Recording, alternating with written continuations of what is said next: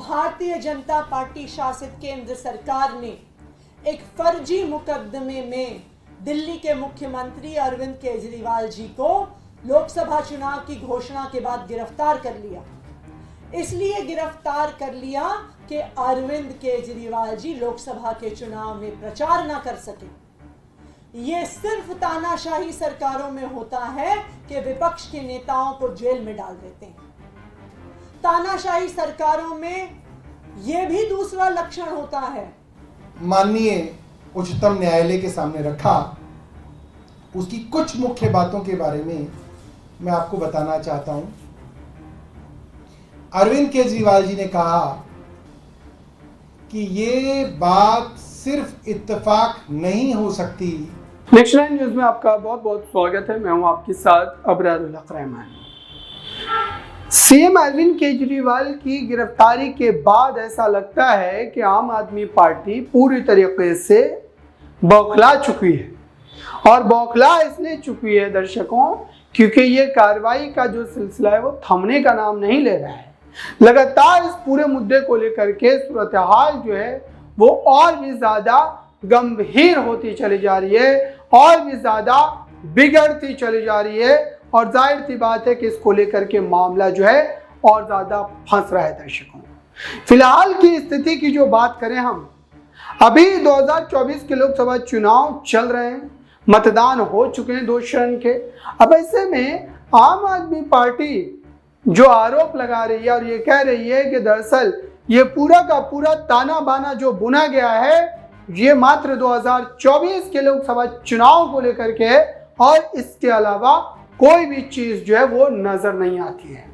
अब इस पर सवाल ये उठते हैं कि आखिरकार जो सुनीता केजरीवाल की पॉलिटिकल लॉन्चिंग हुई है वो जिस ढंग से अरविंद केजरीवाल के उन पत्रों को पढ़ रही थी मीडिया के कैमरों के सामने, और अब वो सड़कों पर उतर के प्रदर्शन कर अपने पक्ष को रख रही है और ये कह रही है कि वो भाजपा के खिलाफ बिगुल फूंक कर कहीं ना कहीं उनको झुकने पर मजबूर कर देगी और उनके अहंकार को तोड़ करके रहेगी। अब ऐसे में इसको लेकर के सुनीता केजरीवाल के जो तेवर है, जो पक्ष है, वो काफी ज्यादा हैरान करने वाले हैं भाजपा के लिए, और इसको लेकर के जो पॉलिटिकल स्ट्रेटजी बनाई जा रही है उसका सीधे सीधे लाभ जो है वो आम आदमी पार्टी को मिलता हुआ नजर भी आ सकता है। दर्शकों, अब इस पूरे मामले को लेकर के आइए आपको दिखाते हैं एक रिपोर्ट और सुनाते हैं उस खास बयान। आज एक बार फिर भारतीय जनता पार्टी ने अपनी तानाशाही का सबूत देश के सामने रख दिया है। आज एक बार फिर भारतीय जनता पार्टी और प्रधानमंत्री नरेंद्र मोदी जी को जो अरविंद केजरीवाल जी से और आम आदमी पार्टी से डर लगता है उसका सबूत उन्होंने देश के सामने रख दिया।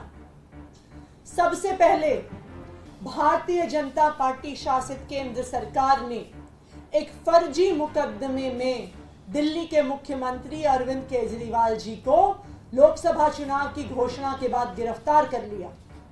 इसलिए गिरफ्तार कर लिया कि अरविंद केजरीवाल जी लोकसभा के चुनाव में प्रचार ना कर सके। ये सिर्फ तानाशाही सरकारों में होता है कि विपक्ष के नेताओं को जेल में डाल देते हैं।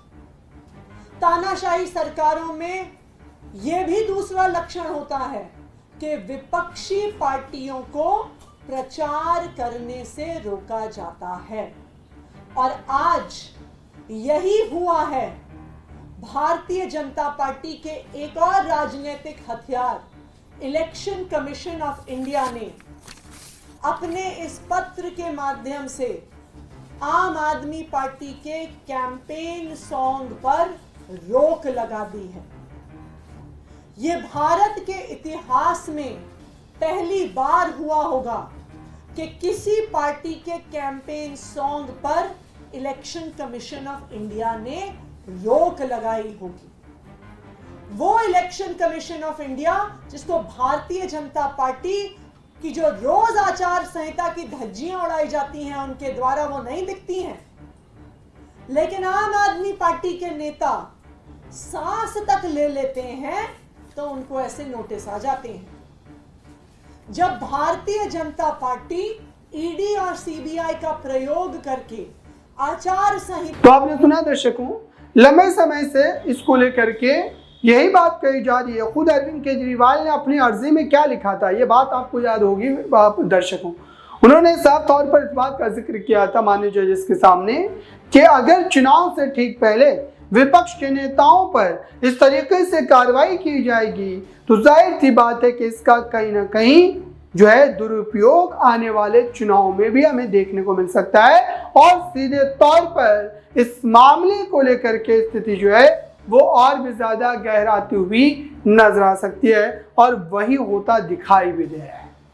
हालांकि अब सड़कों पर आम आदमी पार्टी इस लड़ाई को लड़ने का मन बना चुकी है, सड़कों पर वो उतर चुके हैं, सड़कों पर लगातार प्रदर्शन कर इस बात का विरोध दर्ज करवाया जा रहा है और ये बताया जा रहा है कि आखिरकार लंबे समय से इस पूरे मामले को लेकर के भारतीय जनता पार्टी की बात करें या फिर ईडी सीबीआई की बात करें, वो कार्रवाई करने से परहेज कर रही थी, लेकिन आखिर में अचानक से लोकसभा चुनाव से ठीक पहले जिस ढंग से ईडी ने कार्रवाई की है वो संदेह के घेरे में है। उसके ऊपर एक प्रश्न चिन्ह लगता है कि आखिरकार विपक्ष से क्या डर कर घबरा कर जो है भाजपा वाकई सही मायनों में ईडी का जो है दुरुपयोग कर रही है।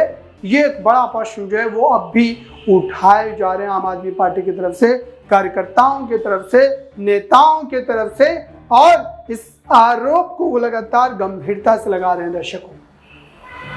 अब ऐसे में जो आम आदमी पार्टी की 3 सीट है दर्शकों, दिल्ली की जो 3 सीटों पर वो चुनाव लड़ रहे हैं, क्या इन सब का फायदा उन्हें इन तीनों सीटों पर मिलता हुआ नजर आएगा और जनता क्या उनके पक्ष में नजर आएगी? इस पूरे मामले पर आइए एक और बयान सुनो। नमस्कार दोस्तों, देश की सबसे बड़ी अदालत के अंदर कल माननीय अरविंद केजरीवाल जी ने जो अपनी गिरफ्तारी को चुनौती दी है उस पे कल सुनवाई होगी। उस मामले में कल अरविंद केजरीवाल जी ने अपना पक्ष अपने हलफनामे के जरिए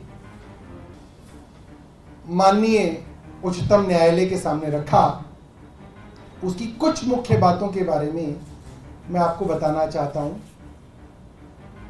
अरविंद केजरीवाल जी ने कहा कि ये बात सिर्फ इत्तेफाक नहीं हो सकती कि जब देश के अंदर देश के सबसे बड़े चुनाव हैं, संसद के चुनाव हैं, प्रधानमंत्री को चुनने का चुनाव हो रहा है, चुनाव आयोग द्वारा आचार संहिता की घोषणा की जा चुकी है, उसके 5 दिन के अंतराल में देश की मुख्य राष्ट्रीय विपक्षी दल के राष्ट्रीय अध्यक्ष अरविंद केजरीवाल जी को एक झूठे मुकदमे में गिरफ्तार किया। तो आपने सुना दर्शकों, अब आखिरकार इसको लेकर के जो ये राजनीतिक लड़ाई चल रही है वो कब तक थमेगी और आप क्या सोचते हैं, क्या वाकई अरविंद केजरीवाल को फंसाया जा रहा है? कमेंट बॉक्स में जरूर बताइए। जुड़े रहिए नेक्स्ट न्यूज़ के साथ।